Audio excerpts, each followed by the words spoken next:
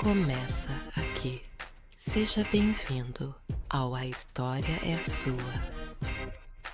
Olá, pessoal, tudo bem com vocês? Sejam bem-vindos a mais um podcast, A História é Sua, pode contar. Aqui nós conhecemos histórias impactantes de pessoas incríveis. Então, se inscreva no canal e tem novidade, nós estamos agora também no Spotify. Amém?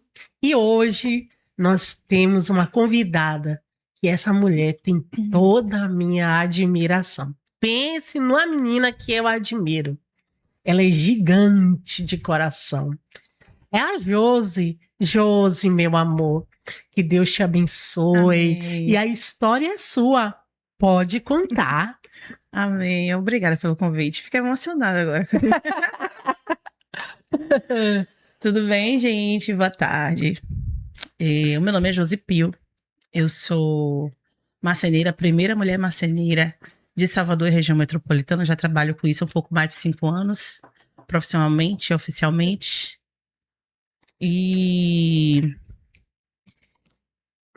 tem sido uma descoberta, né? Uma trajetória bem complexa e gostosa de viver, mas assim, nossa vida é sempre com emoção, né? É verdade. Enfim, esse é o meu trabalho atual, é o que eu sou e eu amo de paixão, mas nem sempre foi assim. Uhum. E aí já começa a minha história. Eu amo decoração, amo design de interiores, arquitetura, minha paixão sempre foi desde criança. Eu tenho memórias assim, de ver minha irmã desenhando plantas, planta baixa mesmo, de apartamento, de casa. Uhum. E tenho memórias também de minha irmã, de minha mãe, né, arrumando a casa. A gente morava numa casa de 2 quartos, mas era grande. Mas ao mesmo tempo, a gente tinha muita coisa, era muita gente numa casa só. Então minha mãe ficava mudando as posições. Minha mãe tinha esse costume de ficar reposicionando. E toda vez que ela ia fazer faxina, e é uma coisa que eu carrego até hoje. Toda vez que ela ia fazer faxina, ela mudava, dizendo ela que era mais fácil de fazer a faxina, né? Então, assim, ela limpa aqui e já bota o sofá cá. E aí já não precisa voltar pra cá. E aí essa é a desculpa de quem não aguenta ficar com as coisas no lugar. É verdade. E aí eu levei isso pra minha vida. E eu trouxe isso porque eu descobri recentemente, né? Que essa é a minha maior influência, que foi o costume de ver minha mãe arrumando a casa e mudando as coisas. E quando a gente não tinha mais ideias... Nem posições de colocar os móveis e aí. Inventava uma coisa. Era surreal, assim, de meu Deus, a gente chegava da escola, de meu Deus. Mãe, mudou tudo de... Mãe, como foi isso? Minha mãe já colocou, gente, o quarto na sala. Sério? Porque ela queria mais luz. Né? E aí ela, enfim, é muito louco se a gente for falando de mãe. Enfim, a gente tinha períodos que a gente gostava, tinha períodos que a gente brigava, porque quando a gente chegava nunca tava do jeito que a gente queria, né? Uhum. Mas recentemente eu descobri, fazendo um retrospecto, né? Por conta da questão de trabalho mesmo, Uhum. que essa foi uma das minhas maiores influências, porque isso abriu minha visão em relação às disposições do ambiente, a como decorar o ambiente, mas, embora eu tenha gostado disso a vida toda e durante um período da adolescência e juventude, ter tido vontade de fazer arquitetura, né, dentro da nossa realidade financeira que a gente enfrenta, né, que a gente enfrentava, era um desafio escolher aquilo que a gente gostava. Então eu me vi, embora minha família tinha estabilidade, né, não era uma família abastada, mas também não vou dizer que a gente passava fome não, né, necessidade não era bem isso, mas a gente tinha limitações financeiras, entende? E aí na hora de escolher eu vou fazer o quê? Né? E aí, quando chegou a minha vez, eu sou filha caçula de 3, a gente já estava vivendo uma outra realidade financeira que já não era do... E aí foi dificultando um pouco mais à medida que a gente foi crescendo, né? E aí eu me lembro desse momento de escolher, eu acabei indo para administração, eu fiz recursos humanos. Antes disso, eu acabei tentando outras coisas, mas assim, o que eu realmente fiz na faculdade foi recursos humanos, porque na época era aquilo que a gente dizia que ganhava dinheiro. Uhum. Mas o meu desejo sempre foi arquitetura. E aí passou o tempo, né? Me casei, tive filho. E eu levei esses hábitos de minha mãe para minha casa. Só que eu acabei me separando, né? Eu tenho 2 filhos e me vi nesse desafio na vida de criar os meus filhos sozinha. E aí, não tem mais ninguém em casa para fazer, não tem mais a quem pedir para consertar, não tem mais a quem... O que é que você faz? Né? Eu comecei a desenvolver o outro lado, que não era só decoração. Era um mão na massa mesmo. Mas e antes disso, você trabalhou em que área? Você trabalhava com o quê? Na época que você casou e teve as crianças, você trabalhava nessa época? Quando eu me casei e tive meus filhos, eu estava na faculdade. Aí eu fiquei em casa, foi um acordo que eu fiz com meu ex-marido, que eu ficaria como dona de casa para cuidar dos meninos, né?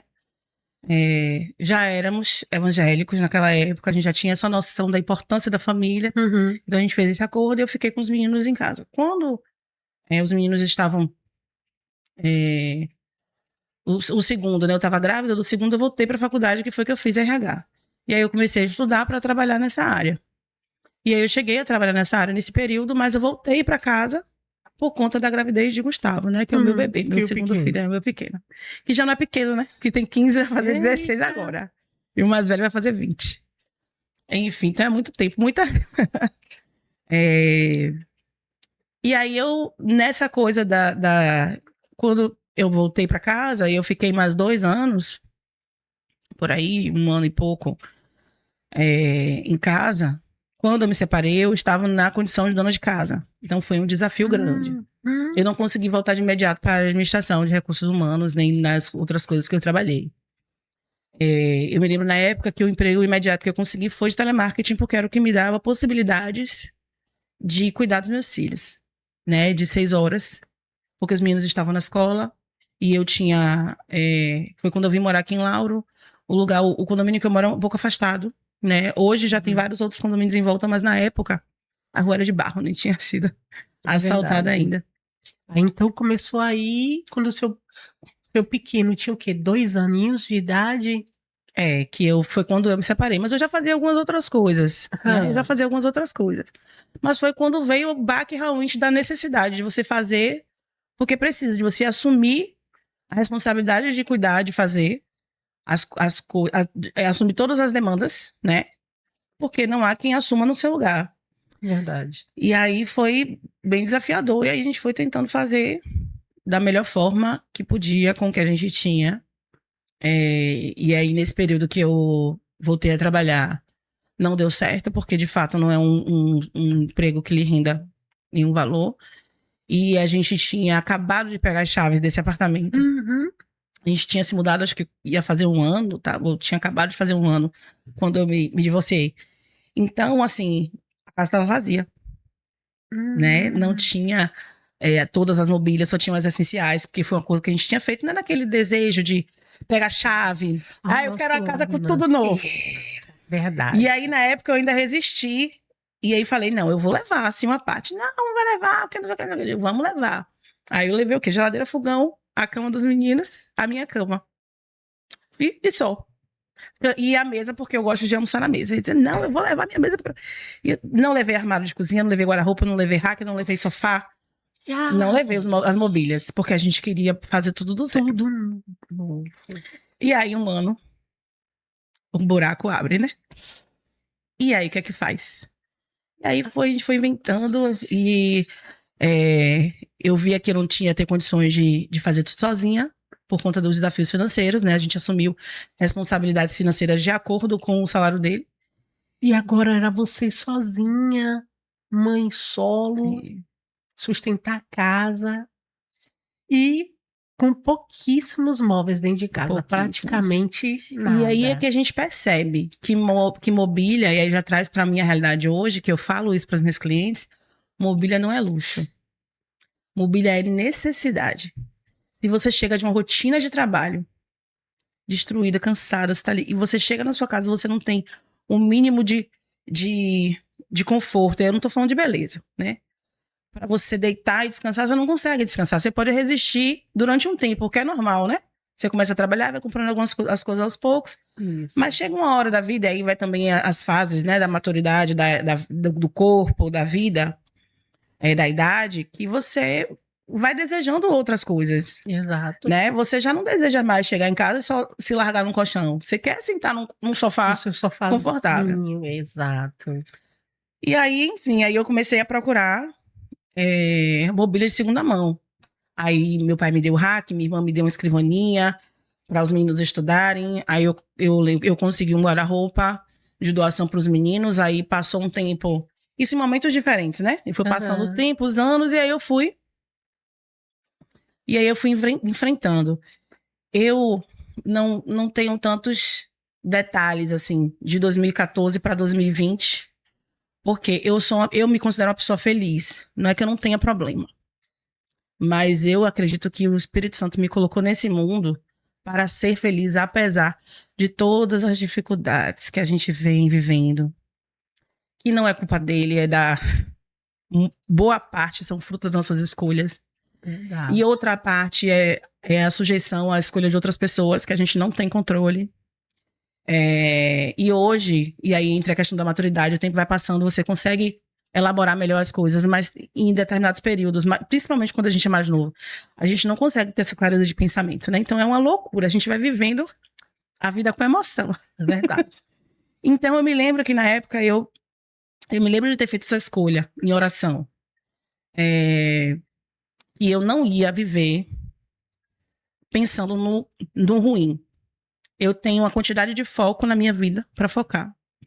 E se eu for pegar esse foco, ainda que eu esteja com razão, ainda que a lei, ou que a força, ou que, enfim, que a razão estivesse do meu lado, a gente precisa escolher as batalhas que a gente vai lutar. A gente não consegue enfrentar todas as batalhas. Você tem 100% de força, mas esse 100% não significa que dá para você enfrentar tudo. Você tem que aprender a direcionar. E aí eu fui vivendo e direcionando. Negligenciei algumas coisas, mas foquei em outras, e aí a gente vai vivendo e vai melhorando, né? E aí eu não tenho, assim, muitos registros, porque nesse período foi só de sobrevivência mesmo. De tentar, assim, lutar mesmo, assim, para ganhar o pão do dia, para ganhar o café do dia, o jantar do dia, da semana. E aí, mas graças a Deus, porque a graça do Senhor é maravilhosa. Ele sempre vai levantando pessoas para colocar no nosso caminho. Glória a Deus. Eu sou de família evangélica, né? Eu nasci no Não berço é evangélico. E hoje, eu agradeço a Deus. Hoje eu olho para trás e percebo que ele esteve comigo em toda a minha vida, a minha mocidade, até no aquele período que a gente fica doido, que quer sair, quer festejar, que rejeita o Espírito Santo. Eu não quero! Que minha mãe vinha orar por mim. Eu não quero! Eu tô abrindo aqui, tô ficando... não tinha lembrado, tô lembrando disso agora, viu? Não tinha pensado nisso, não. Enfim, mas eu olho para trás e percebo, assim, a mão de Deus. E uma amiga de minha mãe, quando eu era mais nova, mas eu já tinha tido Davi, se não me engano, Davi é meu filho mais velho. Ela falou comigo, assim, que ela olhou para mim e ela viu uma redoma de ouro em minha volta. E ela me via como pasta no ventre de minha mãe. Então, que já existia essa redoma de proteção desde antes de eu ter sido gerada. E essa memória me acompanha, sabe? Assim, toda vez que eu olho para trás, eu percebo isso, assim. E isso é fortalecido, com certeza, isso foi fortalecido pela intercessão da minha família, né? Porque como é uma família geracional, né? Dentro na presença do Senhor, então veio a minha avó, minha mãe, minhas tias, todo mundo intercedendo pela gente, e a gente querendo viver a vida não presta atenção, né? Nessas coisas. Mas hoje eu olho para trás e percebo que muita gente orava por mim. Muita gente orava por mim. E me protegeu em oração. Eu recebi muitos livramentos. Assim, hoje eu olho para trás e eu vejo.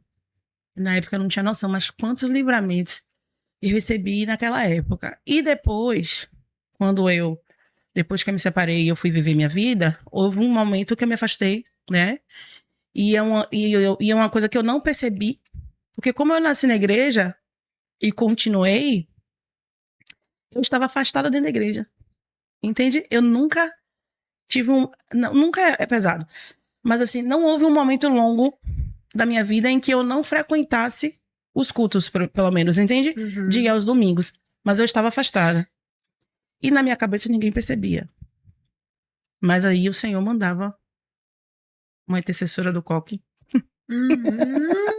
me dar uma palavra e dizer que eu não estava sozinha, de que eu não era só, que eu não era abandonada, de que ele era o meu marido, de que ele era quem era o meu provedor. Durante muito tempo eu resisti, porque a gente quer fazer pela força do nosso braço, né?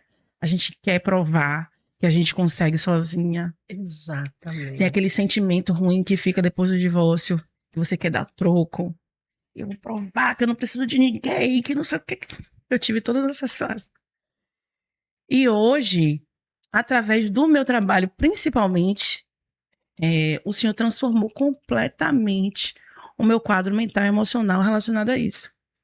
Hoje, eu intercedo pelo meu ex-marido. Eu intercedo por ele.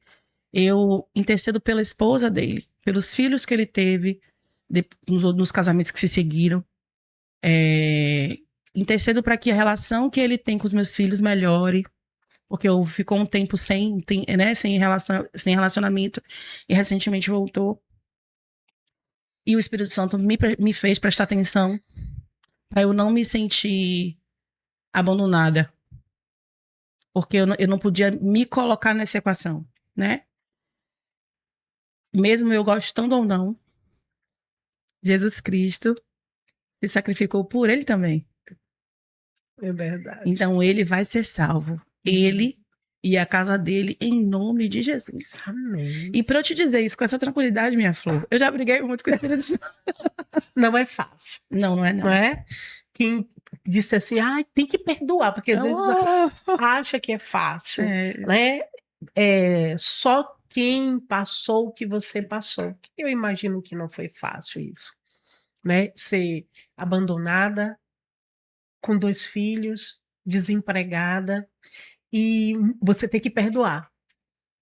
Você ter que caminhar, você ter que olhar para frente, né? E ter esse pensamento que você teve aí. O Senhor Jesus morreu também por ele. Não é verdade?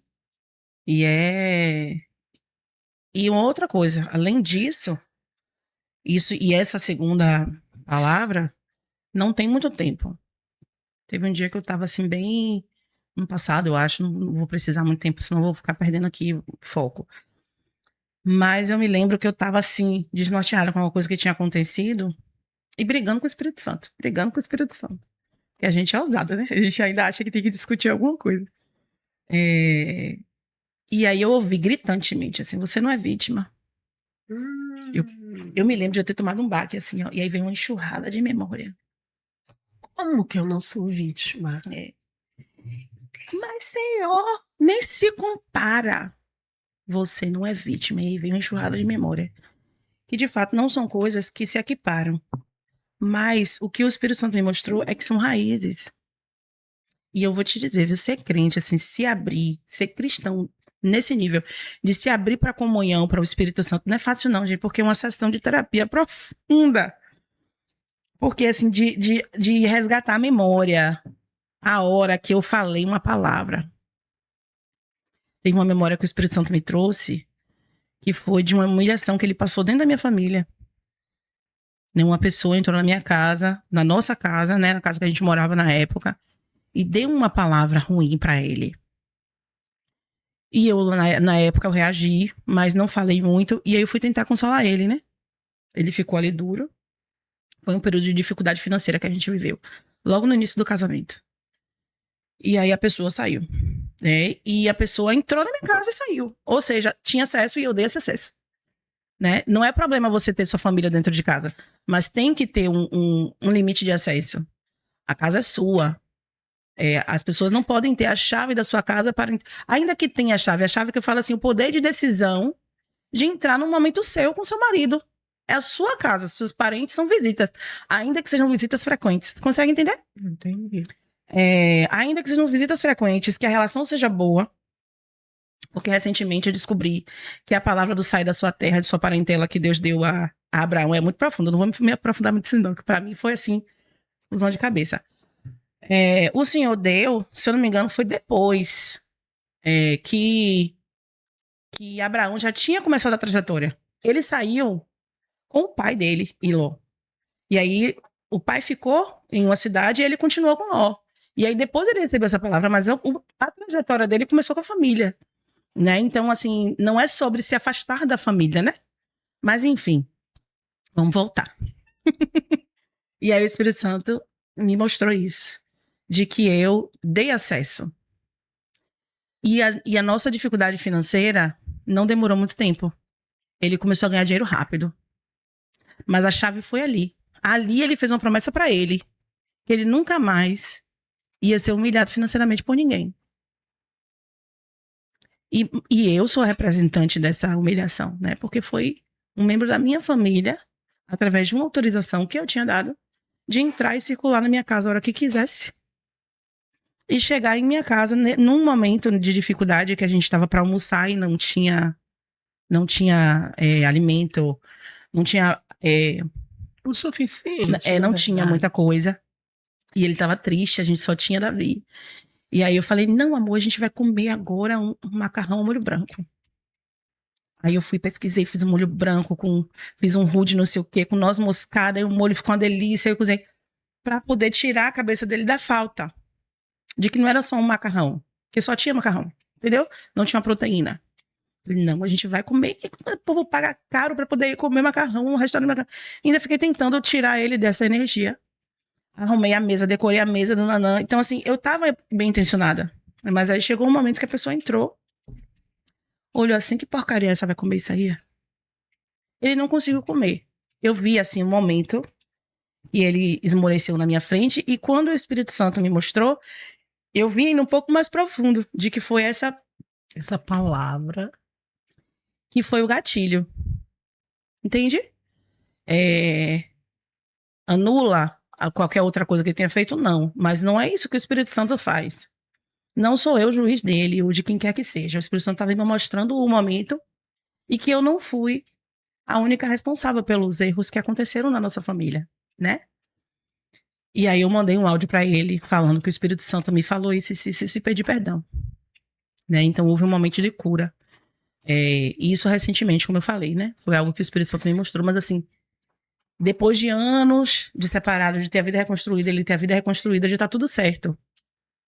Eu ter que me abaixar. Você entende? Porque essa é a visão humana. Eu ter que me diminuir e mandar. Eu vou mandar esse áudio. Eu demorei uma semana, mulher, pra poder mandar esse áudio pra esse homem. E o Espírito Santo vai pedir perdão a ele. Eu vou, Espírito Santo, Depois de. Agora, mulher, ano passado. Depois de tantos anos, o Espírito Santo vem cobrando a você, vem cobrando a você. E agora que você obedeceu. Não. Essa revelação que veio agora. De que eu não sou vítima. Entendeu? Porque, assim, o Espírito Santo, ele é paciente, ele é amoroso, ele é... Porque até então você achava que você era vítima, que você...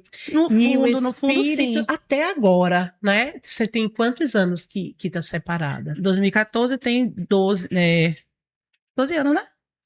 A matemática falhou aqui agora. 14, 26, 12 anos. 12.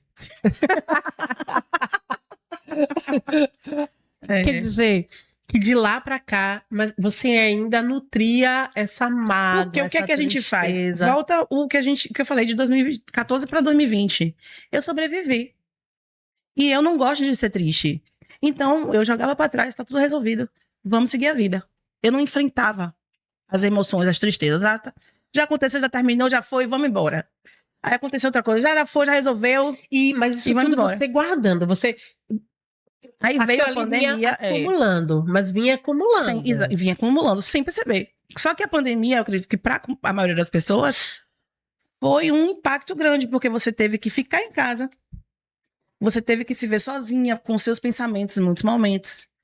As notícias, o momento, né, do desespero nos 2 primeiros anos da pandemia, geraram um gatilho de ansiedade, de síndrome do pânico em muitas pessoas. Eu me lembro que foi nesse período que eu fui fazer terapia. Então, hoje eu olho para trás e percebo que foi assim uma continuidade, né? Começou a pandemia, e aí começou o meu trabalho, e aí foi se seguindo, e aí ficou em 2022, eu acho, mais ou menos, eu comecei a fazer terapia. E aí você vai cavando as coisas, mas é gradativo, porque existem coisas que você não consegue enxergar se você não tirar daqui da frente primeiro.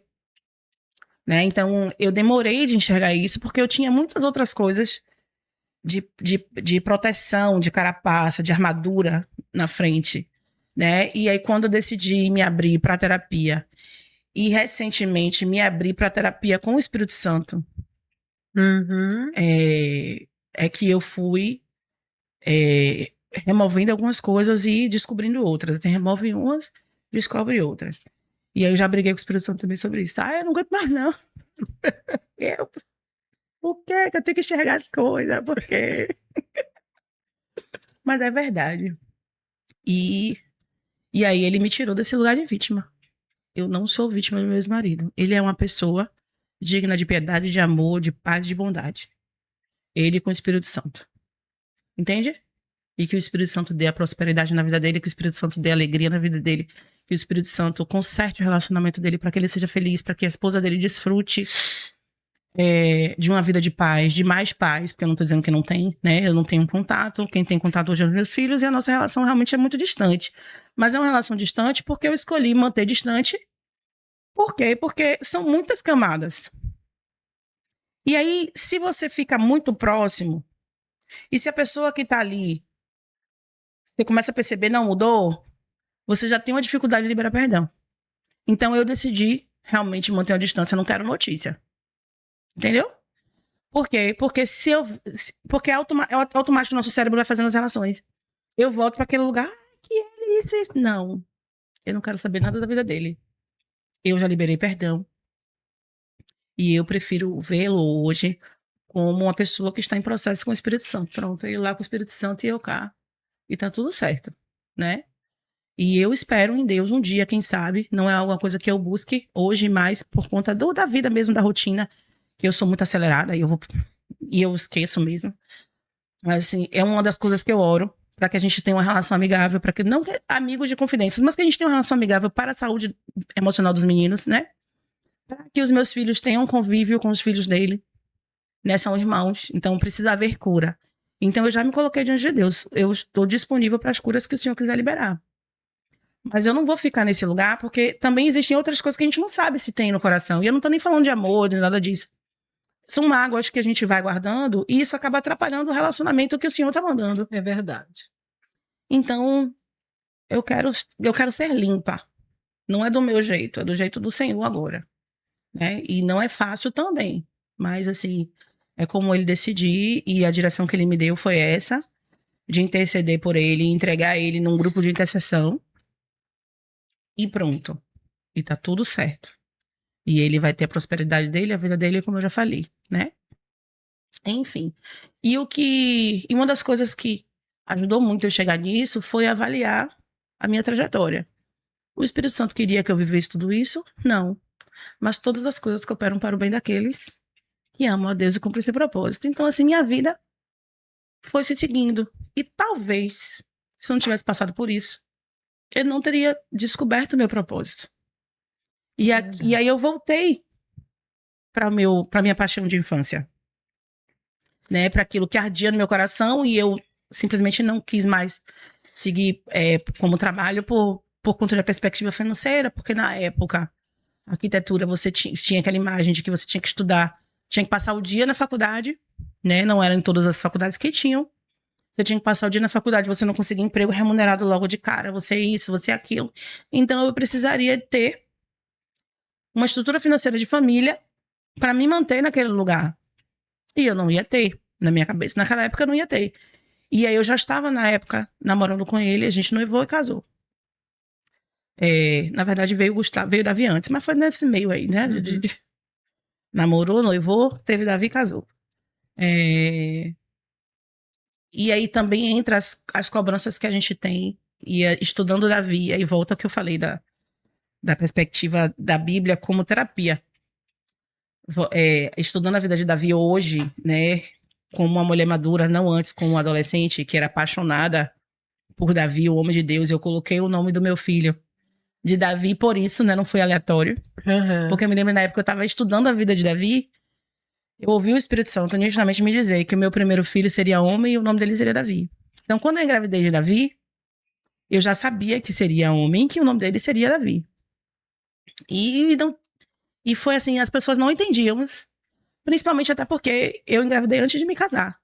E a minha família era crente e a família dele era crente, né?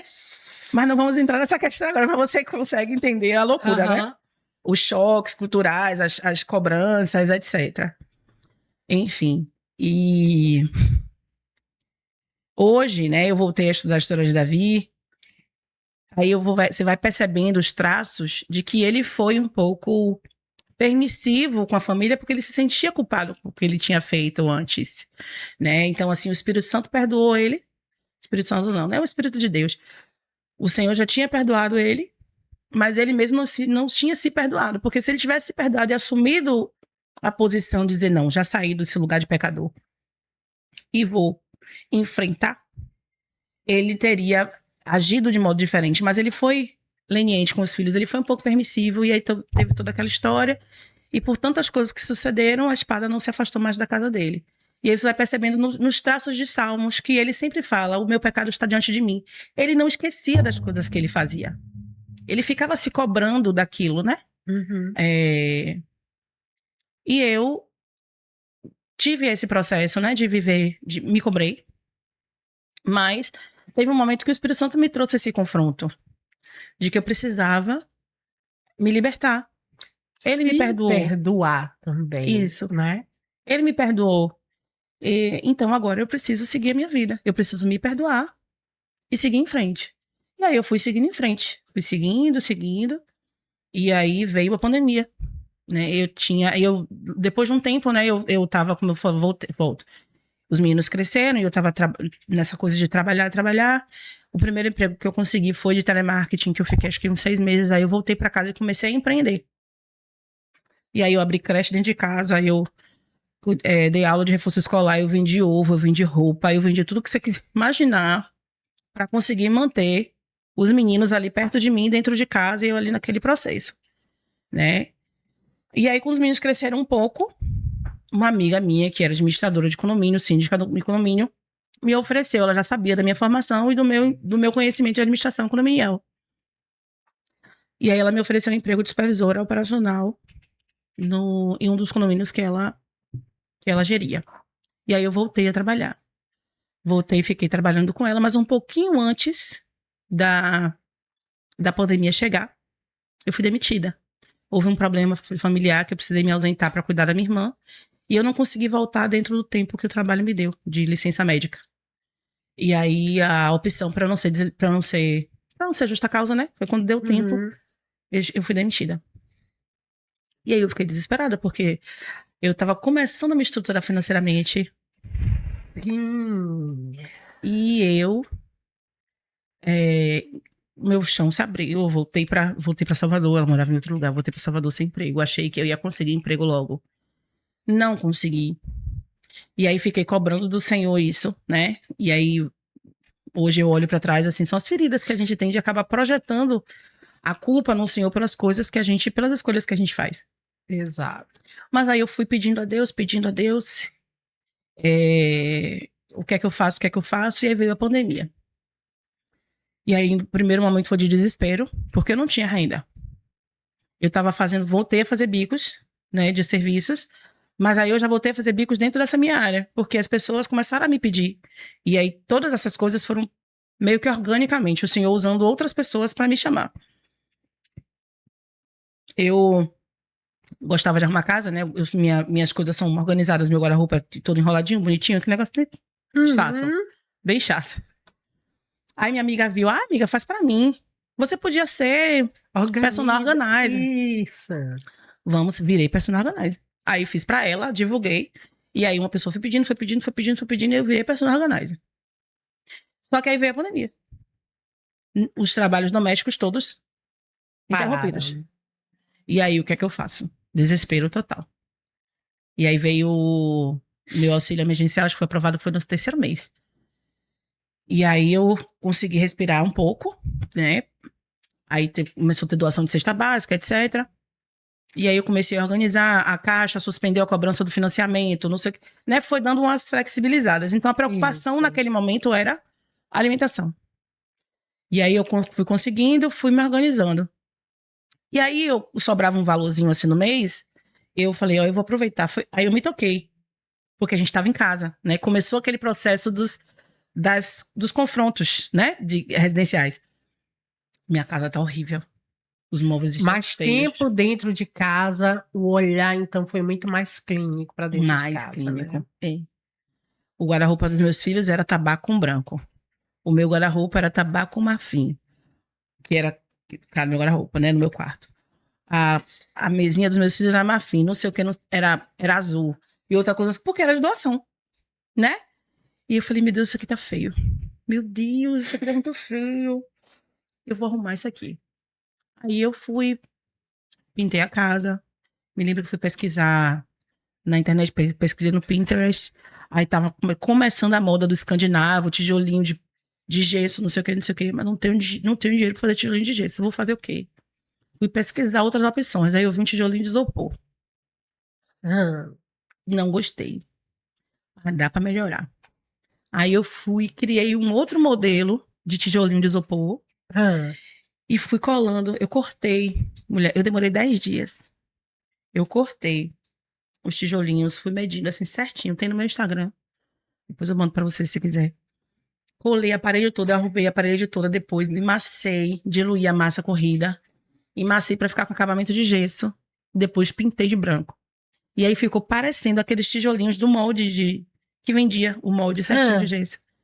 E aí minha sala ficou linda, mas eu olhei pra casa, tá precisando pintar. Aí vai eu pintar, aí eu mesmo pintei a casa. Aí pintei, botei as proteções, porque um conhecido meu que era pintor, uma vez eu tinha contratado ele pra pintar minha casa, e nessa vez ele me ensinou a pintar. E aí eu fui proteger, botei as fitas crepe, fiz tudo direitinho. Pintei a casa, pintei as portas, pintei tudo, minha casa ficou linda. Pintei a porta da entrada, pintei o rolo do lado de fora, pintei tudo. Uau! Ficou lindo. E aí eu falei, tenho que mudar os móveis. Aí eu reformei os móveis, eu me lembro que eu desmontei o guarda-roupa dos meninos, pintei tudo de azul e branco, azul escuro. Tinha tempo à Tinha, amor. vontade. Exatamente. Aí eu usei esse tempo pra poder arrumar minha casa. Aí eu fui pesquisar móveis, aí eu achei os móveis de pinos, prateleiras de pinos que combinava com o estilo escandinavo, com a vibe que eu gostei, né, pra minha casa. Aí eu fui, e aí eu, como eu sou exagerada em tudo, aí eu já queria logo fazer um canto alemão. Vou fazer um canto alemão.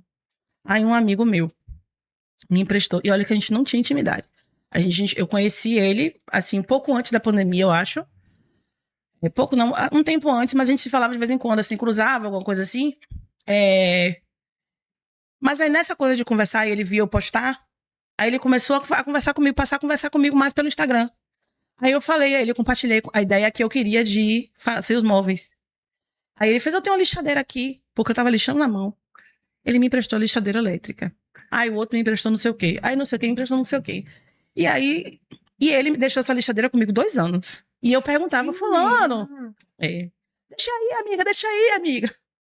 E aí ia deixando, quando ele me pediu também, eu fui, troquei o disco, né? Porque a gente tem que honrar as pessoas, né? A graça de Deus transbordante, assim. Hoje eu olho pra trás e eu percebo. É aquilo que eu te falei, eu nunca estive só. Eu nunca estive só. É a palavra da viúva de Segunda Reis. E isso se seguiu, né? Na minha história. Quando ela foi procurar Elias, é Elias ou Eliseu? Enfim, acho que é Eliseu. Pra pedir ajuda, ele mandou a viúva pedir as vasilhas aos vizinhos. E o óleo só se encerrou quando as vasilhas acabaram. E depois de que o tempo passou e que o meu trabalho foi mudando e isso foi se tornando profissional, o Espírito Santo me trouxe essa palavra. De que eu sou como a viúva. Só que meu óleo, meu azeite, nunca se encerrou.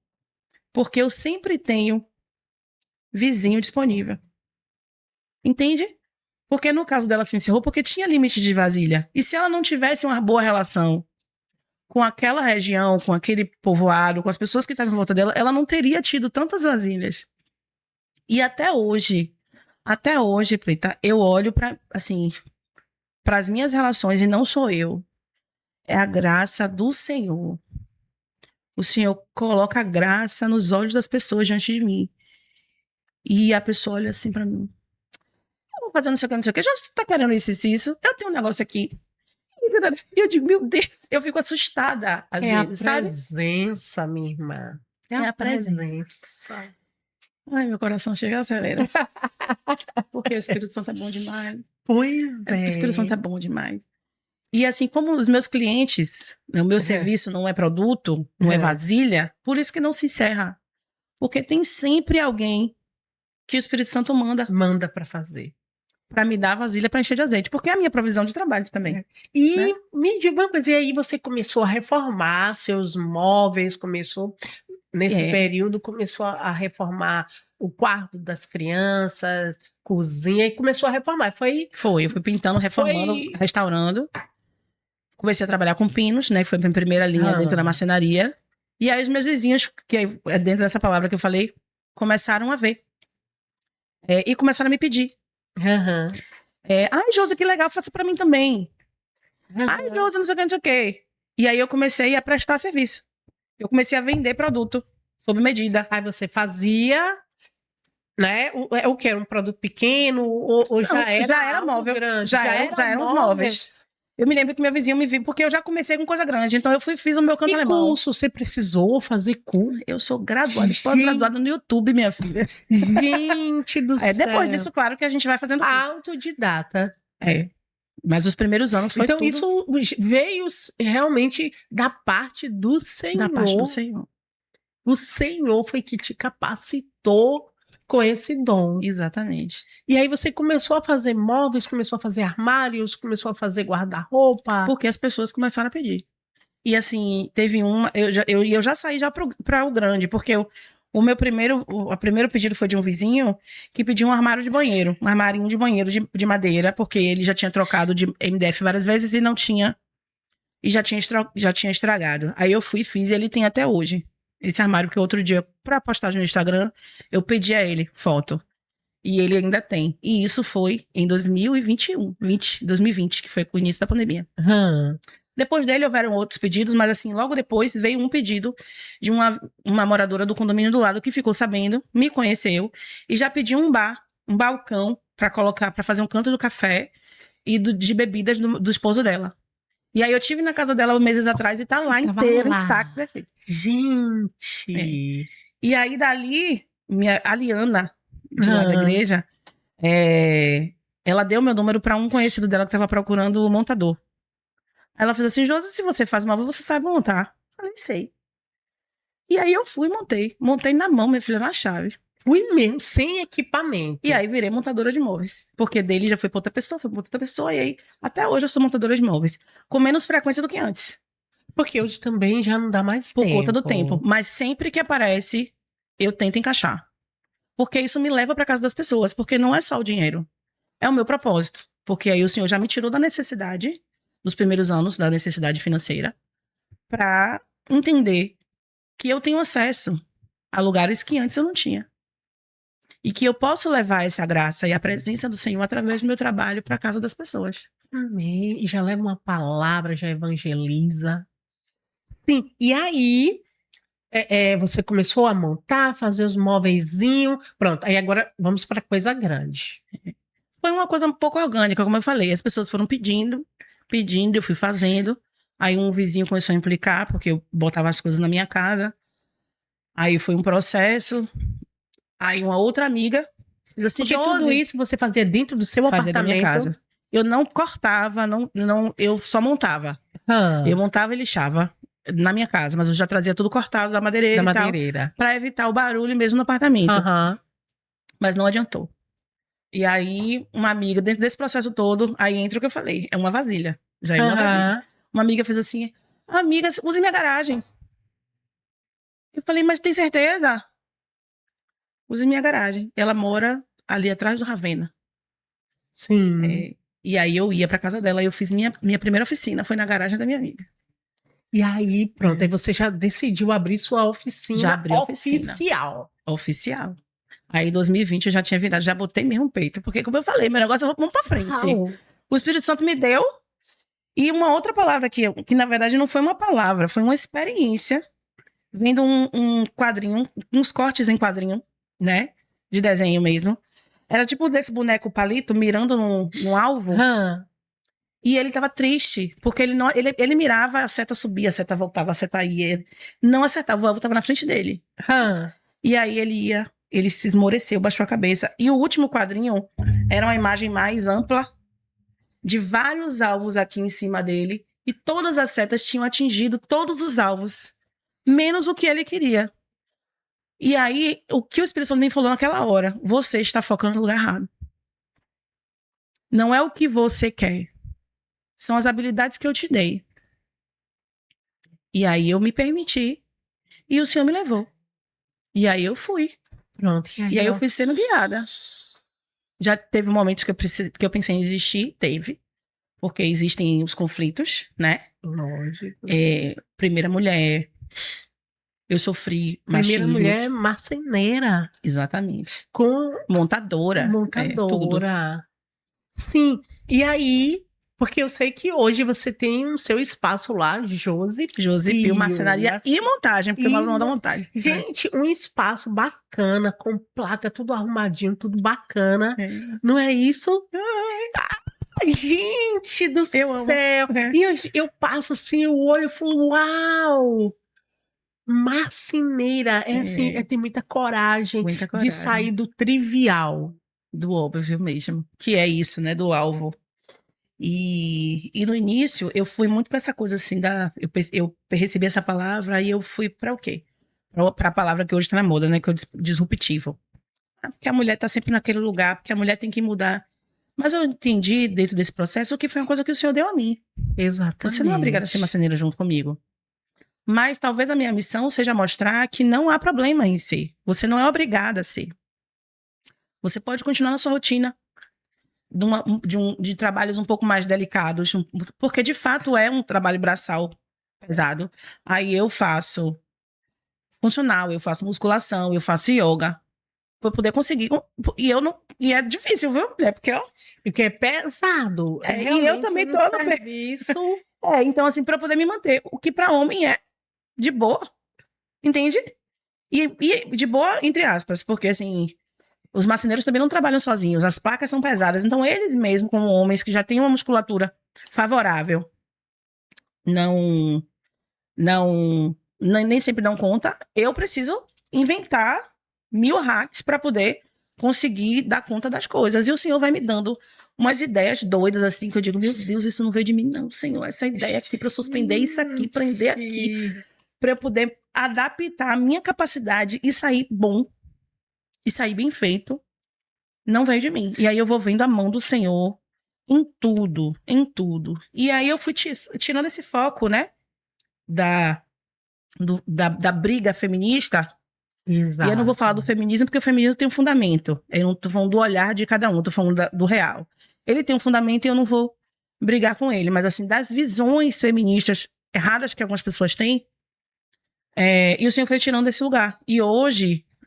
eu palestro, faço algumas reuniões sobre como é difícil esse trabalho e o porquê não justifica o comportamento de todos os homens, mas assim, o Espírito Santo foi me mostrando o porquê os homens resistem tanto em fazer algumas coisas dentro de casa por conta da dificuldade que é esse trabalho.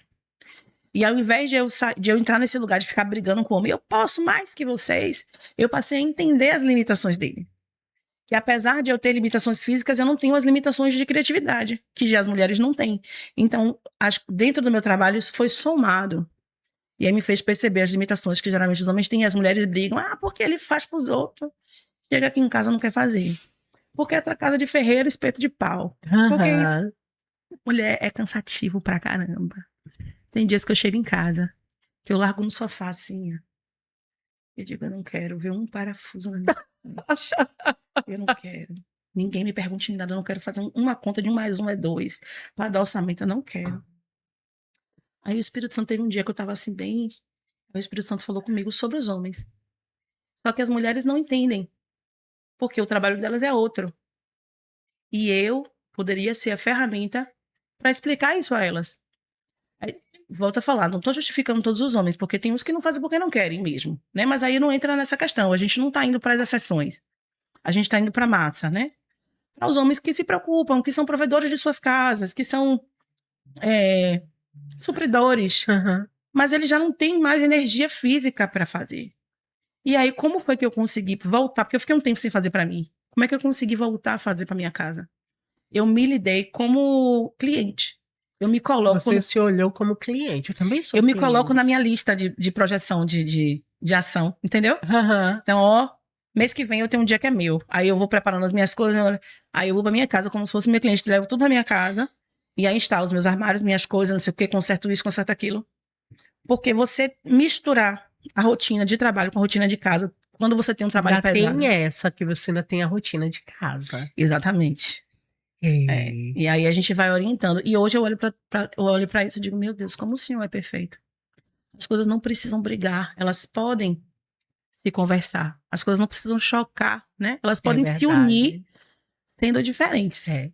Então, hoje, através das suas dificuldades, você se redescobriu.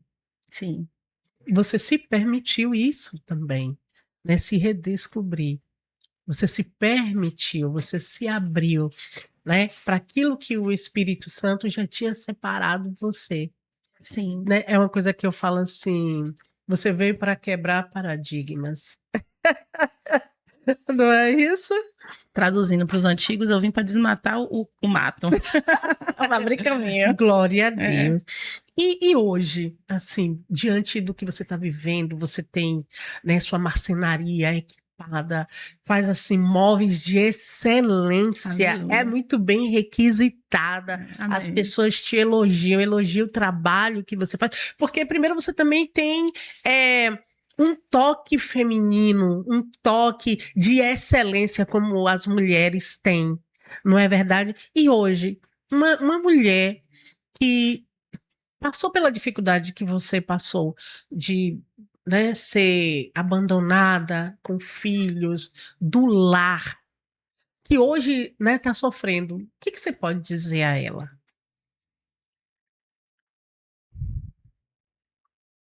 Apesar da dor, não desista.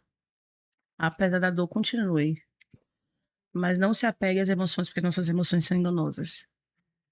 Se apegue ao que o Senhor te disse. Na dúvida, fique com a última palavra que o Senhor te deu. Vá em frente. Siga seu caminho. Procure o profeta, né? Procure o Espírito Santo hoje em dia. Se você não consegue orar, busque ajudar alguém. Vai ter alguém que o Senhor vai te mandar alguém para interceder por você. E siga com a última palavra que o Senhor te deu. Porque essa dificuldade vai passar. Pode não parecer verdade, mas vai passar. E você vai Amém. estar tomando café comigo. Glória a Deus. Numa dessas Glória a Deus. cafeterias chiques maravilhosas que eu adoro. Amém. E Josi, me diga uma coisa. Qual é a palavra que te descreve? Resiliência. Não tem outra, não. Resiliência. A gente vai e volta, mas não quebra. Ah, A vida eu falo vai. que é igual um coqueiro, né? O coqueiro enverga tudo, E ele volta. volta de novo. E volta. O vento sopra e vai, e sobe, e desce, e roda. E as folhas caem às vezes, as coisas. Mas a sua raiz está lá fincada na rocha. E você não cai, eu não caio. E não é por mim, é pelo lugar onde eu fui plantada. Hoje eu olho para trás e eu vejo realmente isso. Eu não tenho glória nenhuma. Eu acho que a única coisa que eu posso ter feito diferente de algumas mulheres é, em algum momento da minha vida, é ter optado, com muita dificuldade, em abrir mão do controle, mesmo verdadeiro. Que a gente diz que confia e não confia, né? A gente diz que é o controle de Deus, mas a gente volta pro controle. Quando eu consegui entender o que era isso, mas eu também já estava assim, acabada, destruída, tava no, sabe, assim, eu tava no emocional bem cansado. Quando eu consegui realmente confiar, as coisas fluíram, mudaram. Né? E para caminhos que eu nunca imaginei. Não foram por caminhos que eu escolhi. Não foram caminhos, inclusive, que eu gostei do processo. Mas que o resultado foi melhor do que eu poderia Se imaginar. estivesse no seu controle. Não ia não, filha. Não ia não. Glória a Deus. Josi, meu amor. Josi é a mulher resiliente. Resiliente. Pense numa mulher firme, Eu não gosto de falar assim muita palavra guerreira. Não gosto também, não. Eu não gosto, não. Hoje eu não gosto mais, não. É fortalecida pelo Espírito Santo de Deus. Minha irmã linda, eu quero te agradecer por você ter aceitado o nosso convite. Eu que agradeço pelo convite, foi uma de honra. vir aqui contar a sua história, meu Deus. Uma história inspiradora. Glória a Que Deus Deus. te abençoe poderosamente. Amém. Que possa alcançar amor. muitas pessoas. Eu creio. Para que realmente a realidade de muitas famílias sejam alteradas. Porque não é sobre mim, é sobre o que ele quer fazer. Amém. Dentro de como ele quer fazer e não dentro da nossa cultura, da nossa lógica. Né? Amém, meu amor. Que Deus te abençoe. Amém. A vocês também. Em nome de Jesus. Glória a Deus. Glória a Deus. Que Deus abençoe poderosamente a vida de cada um de vocês. Um beijo.